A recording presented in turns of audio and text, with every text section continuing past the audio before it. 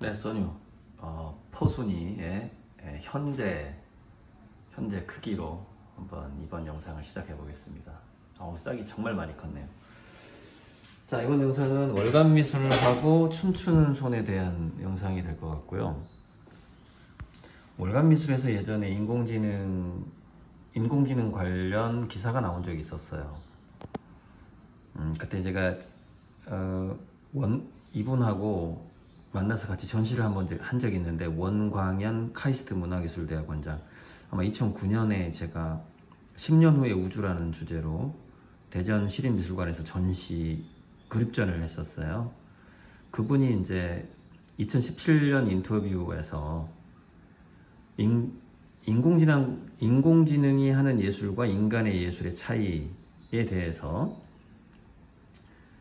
단지 그림을 완성하는 일이 창의력의 핵심은 아닌 것이다 하면서 그 앞에 인간은 문제를 의식한다 이렇게 얘기하잖아요. 그러니까 예술에 있어서 이 문제는 개인적인 문제든 사회적인 문제든 이 지구의 문제든 또는 이 우주의 문제든 간에, 또는 종교적으로는 사후의 세계와의 관계의 문제든 간에 어쨌건 어떤 문제를 의식한다라는 것이죠. 인공지능과 현재 인간의 차이는 아직까지는 그렇다 이거죠. 미래에는 이게 차이가 없어질 수도 있어요. 그 다음에 어디 교수인지 모르겠지만 정문열 교수는 인공지능은 주체성, 즉 행함에 대한 이해가 수반되지 못하는 한계를 지닌다. 자기가 이 일을 왜 하는지에 대한 그 주체성이죠. 그런데 우리 두뇌가 미래 예측 기계라는 성견지명을 위해서 만들어지기도 했지만, 저는 이렇게 예전에 뇌과학 강의할 때 이런 얘기를 한 적이 있습니다. 인간의 두뇌는 미래 예측 성견지명이 최우선적인 목표이긴 한데, 또 한 가지의 목적이 있다면 의미를 부여하는 거예요. 지금 내가 하고 있는 것에. 그래서 인간의 두뇌가 가진 잠시만요. 잠깐만요. 일단은 중요한 게 아니니까 좀 끊고 다시 전화를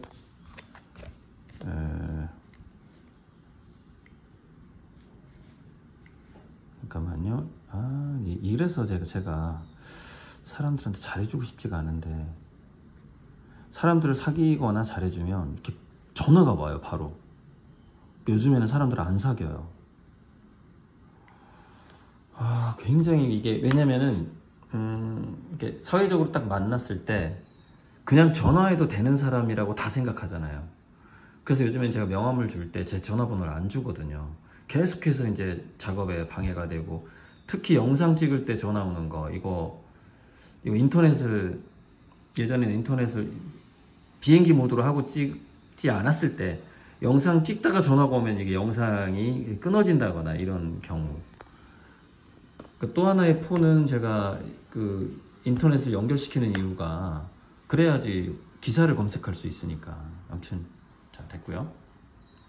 그래서 인간의 두뇌의 기능이 가장 중요한 게 두 가지가 있다고 한다면은 선견지명하고 의미부여 두 가지예요. 근데 그 의미부여를 하는 과정에서 자기의 행동의 의미를 다 또 소중하게 하다 보니까, 이제 그 의미부여를 하는 것에서 확증 편향에 빠지게 되고, 의미부여를 위한 확증 편향으로 인해서 미래의 선견지명이 잘못되기 시작하죠. 그래서 중요한 의미부여를 하지 말라 그래요. 트랜서핑에서 중요성의 법칙이라고 하죠. 뭔가를 더 중요하다고 생각할수록 그 사람은 미래에 오류가 날 수 있다는 거예요. 성견지명에 오류가 생겨버려요. 이거 제가 어떻게 보면 이거는 누구나 다 피할 수 없는 건데, 예를 들어서 내가 코인계에 발을 담궈버렸어. 그럼 코인계가 성공할 거라는 의미부여를 하게 돼요. 그리고 그걸 중요하다고 생각하게 되고 중요성의 법칙에 빠져버리게 되는데, 자기가 어떤 투자든 그 투자가 중요하다고 생각하지 않기 위한 방법이 뭐냐면요, 교양을 공부하는 거예요. 역사를 공부하고. 그래서 인문학적인 소양이 굉장히 중요한 점은 저는 그렇게 생각해요. 의미 부여의 객관성을 획득한다라는 것이죠. 그것이 인문학에서 굉장히 중요한 거고. 자, 지금 아트드렁크라는 회사인데, 이 사람이 이 아트드렁크의 이제 그 대표인데, 한국 미술을 전 세계에 알리는데 요즘에 좀 노력을 하고 있어요. 그러니까 참 운이 한국 미술에 오다 보니까 이게 월간 미술에서 이번 달 월간 미술로 나온 인터뷰 기사인데 너무 중요해서 제가 이거를 덕장님한테 보내려고 택배로 보내려고 지금 오려놨어요. 그래서 실은 이 춤추는 손 무대 1호가 덕장님 거란 말이에요. 그래서 택배 보낼 때 같이 보내려고 그래서 다 지금 찍어버리는 건데, 자, 제가 예전에 2000년 초에 밀레니엄을 해서 360도로 이렇게 24컷을 찍어서 마우스로 360도가 돌아가게끔 전시를 했던 방식이 이런 방식이었어요. 그때 마우스로 이렇게 이 넝쿨손 작업을 돌릴 수 있게 했는데, 예전에는 이런 식으로 아무것도 조작하지 않고 뭔가 이렇게 욕망의 손, 뭐 쟁투 이런 식으로 이런 작품을 많이 했었어요. 이런 식으로 뭔가 몽둥이 들고 있는 이런 작업을 많이 했었죠. 이런 작업도 많이 했고, 크기를 보시면 이번에 예전에 이런 크기를 참 많이 했거든요. 좀 작아요. 그러다가 온라인 전시할 때 이 정도 컸었고, 이 작품이 특별한 이유는 이거 제가 잡으라고 한 게 아니고 얘가 그 들장미, 넝쿨장미 옆에서 자라던 포도가 장미의 잎하고 장미의 꽃을 자기가 잡은 거예요. 이거 그대로 놔둔 거예요. 제가 그대로 놔두고 여기다가 뭔가 보존제를 바르긴 했는데 좀 지저분한데 스프레이를 한 번 더 뿌려줘야 될 것 같아요. 이게 뭔가 한번 바르긴 했어요. 바니쉬 같은 거를. 근데 한 번 더 뿌려줘야 될 것 같고. 그러니까 저는 이렇게 자연스럽게 뭔가 다른 종류의 이 뭘 잡고 있는 이미지를 좋아하긴 하는데, 잠깐만. 광고인가?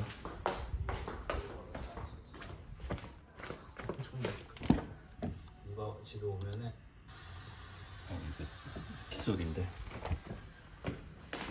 자,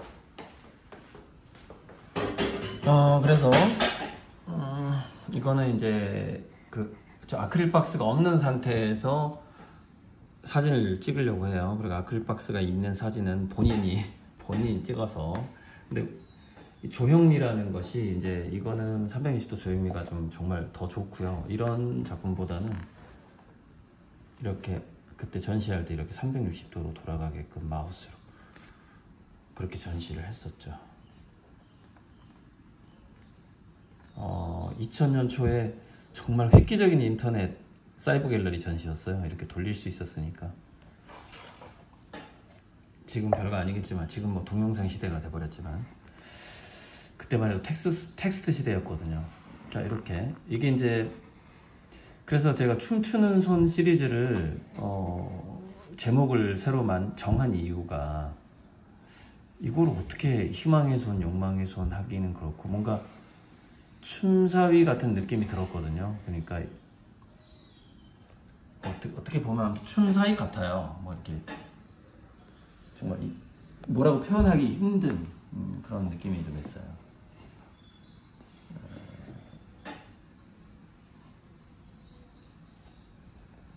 이제 어디가 앞이 되느냐는 이제 제가 이렇게 직접 관찰을 해봅니다. 아, 여기가 뒤가 되겠구나. 그럼 뒤에다가 여기다가 희망의 손 무대라고 여기다 쓸 거예요. 그리고 바닥에도 사인하고 쓸 거고, 사인을 2군데 합니다. 자, 그래서 게리에로 다시 돌아와서, 자, 인간은 문제를 의식한다라는 이 점하고 아트가 어떻게 연결이 되냐면, 이게 다 예술이 연결이 되거든요. 그래서 아트드렁크라는 회사고, 이렇게 유튜브, 인스타그램, 뉴스레터로 해서 전 세계 예술을 디지털 기반으로 소개하는 아트 플랫폼이에요. 플랫폼 회사인데, 꽤 영향력이 지금 생겼나 봐요. 그래서 시청자에게 더 매력적으로 전달하는 건데, 지금 800만 회를 넘은 그런 영상도 있다, 이렇게 얘기를 하고 있고, 그리고 이제 뭐 레스토랑도 소개한다, 아트 플랫폼 비즈니스다. 그래서 이제 전문적으로 이렇게 편집을 아주 잘하는 거죠. 그러니까 어떤 영화 감독처럼 이렇게 하는 거죠. 자, 그런데 아트 드렁크에서 미술을 소개하는 활동의 궁극적인 목표는 뭔가요? 라는 질문이 있어요. 이거 소개하고 싶어서. 인간은 문제를 의식한다 하고, 이 친구가 이 회사를 차려서 이런 일을 하는 궁극의 목표가 뭘까요? 이걸 읽어드리고 싶어서. 저희의 이상적인 목표이자 믿음은 예술이 세상을 더 나은 곳으로 만들 수 있다는 것입니다. 예술은 새롭고 다른 관점에 관한 것이니까요. 팬데믹 기간 미국에서 증가한 증오 범죄와 인종차별은 부분적으로 다른 문화에 대한 노출 부족 때문이라고 생각합니다. 여행을 통해 저는 사람들이 다양한 생활 방식과 세상을 채우고 있는 다양한 문화에 대해 많은 것을 배웠어요. 이 모든 것은 예술이 처음 저를 그곳으로 이끌었기 때문이죠. 예술가들은 삶의 경험을 기록하는 놀라운 이야기꾼들입니다.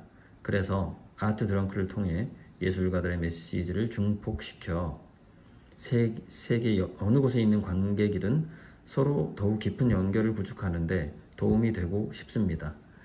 그러니까 이제 예술가들이 추구하는 예술가들이 이제 진보적일 수밖에 없는 게 뭐냐면은 문화 다양성에 대한 확산이에요. 확산. 그리고 또 하나는 뭐냐면은 관점의 다양성과 문화 다양성의 확산이죠. 그래서 증오범죄, 특히 종교전쟁, 인종차별 이런 것들을 벗어나서 뭐 예를 들어서 인권, 동물권, 식물권, 광물권, 나아가서 이 지구의 생태적인 부분, 이런 것까지 고민을 하는 게 예술가들의 좀 공통점이라고 볼 수 있어요.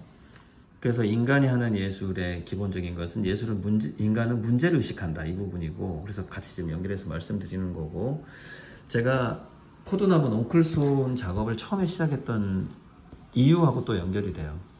저는 이제 이 넝쿨손들을 보면서 굉장한 생의 의지를 느꼈거든요. 암벽 등반하는 생의 의지를 느꼈고, 근데 그게 또 되게 아름다운 거예요. 이 포도나무 넝쿨손이 움직이는 모양이 손을 가지고 있는데 또 인간이랑 굉장히 흡사한 느낌이 있는 거죠. 이기적이고 욕망의 존재고, 손이 있기 때문에 다양한 무기를 만들 수가 있고, 그래서 그 파괴력이 확장이 되고 뭐 이런 부분들이 포도나무 넝쿨손에서 느껴졌거든요. 그래서 처음에 욕망의 손이라는 제목을 붙였고, 그러다가 이제 뭐 이렇게 꽃을 들고 있고 이러면 이제 이게 희망의 손 축하 이런 식으로, 또 수화, 강아지 풀 같은 걸 들고 있으면은 그게 마치 열매처럼 보이잖아요. 그래서 뭐 추수, 희망의 손 추수 이런 제목을 붙일 수가 있는데, 농진청에서 이제 엄청나게 거대한, 이게 기존의 이 크기하고는 이게 기존 크기잖아요. 기존 크기하고 이게 엄청 큰 거예요. 얘랑 제가 초기 작업은 거의 이런 크기도 있었어요. 얘랑 비교해보면 이 사이즈가 이거 일부분에 불과하잖아요. 그래서 굉장히 넝쿨손이 큰 거에 굉장히 깜짝 놀랐고요. 또 하나는 이 형태의 자유로움에서 깜짝 놀랐어요. 또 이 형태의 조형이 굉장히 이거는 춤사위로 볼 수밖에 없는 약간 그런 느낌이 들었거든요. 그래서 이제 희망의 손 무대에서 춤추는 사람을 생각을 하다가, 안 되겠다, 이거는 춤추는 손이라는 시리즈 새로운 소제목을 달아야 되겠다, 이렇게 판단이 들더라고요. 아무튼 그렇습니다. 제가 1999년에 포도나무 넝쿨손에서 어떤 우리 인간의 문제를 해결하는 데 있어서 인간이 이기적인 진화 과정을 겪은 세포로 이루어진 존재라는 점, 그 점에 좀 주목을 해서 이 작업을 시작을 한 거거든요. 어쨌건 이 작업이 욕망의 손에서 희망의 손을 거쳐서 춤추는 손까지 왔다라는 것, 그 제목이 바뀌어간다라는 것도 1999년에 시작했던 그 한 25년의 어떤 내공인 것 같아요. 제목 자체를 바꾸게 된 것, 그리고 더 멋있는 포도 넝쿨손을 발견하게 된 것. 또 광고 나오네. 이상입니다. 오늘 여기까지. 써니요.